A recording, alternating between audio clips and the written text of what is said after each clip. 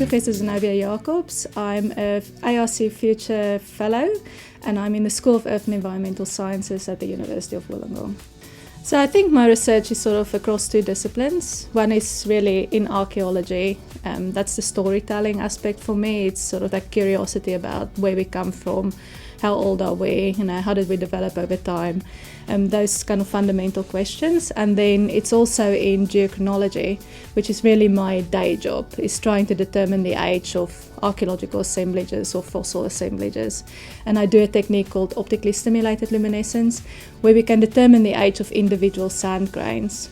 And when you're in an archaeological site, you might have an artifact or a fossil that's embedded within a sediment matrix. And we can actually date individual sand grains around that to determine by association how old the associated archaeological finds are. I think what makes me excited about the research is that it's not monofocused. It works across very many different disciplines. We need to understand the physics to improve the dating techniques. We need to understand the dating techniques to improve our understanding of the archaeological record, and so we can go on. So it's a very exciting field to be part of, because you can make breakthroughs in multiple different disciplines. Falling into archaeology was completely serendipitous.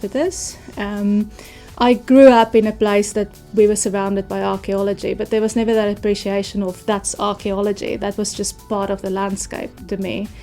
Going to university, I took archaeology as a subject, but just because I needed something to take in addition to what I was studying, and I fell in love with it. I went to university to be trained to do a job, and I was just fortuitous to be mentored with people that said, no, you can do anything. You need to believe that if you dream it, you can do it. That's a very well-known saying. And I think if I can go back and advise people and do that again, I would hope to have that understanding earlier on. Opportunities for females in research is obviously a challenge that the whole world is facing. I know that at the moment there's only 28% women in research, so we obviously want to increase that. My own experience is different. I've only ever had amazing female mentors throughout my life, and I often reflect on that and think whether that made my passage through research a lot easier, because I had these incredible examples.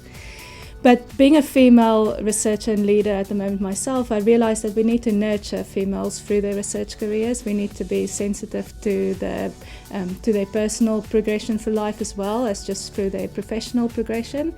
So my advice to females would be to not see your gender as a hurdle, but see it as a challenge, and come up with ways of dealing with that challenge, just like you would deal with any other challenge in life.